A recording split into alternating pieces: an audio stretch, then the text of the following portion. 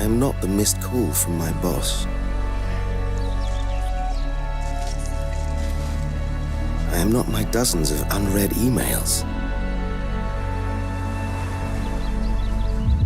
I am not my to-do list. I am not the likes on my Facebook profile. And I'm not the fast food on my lunch break. I am. I am the leaves falling on my shoulders. I am the grass beneath my feet.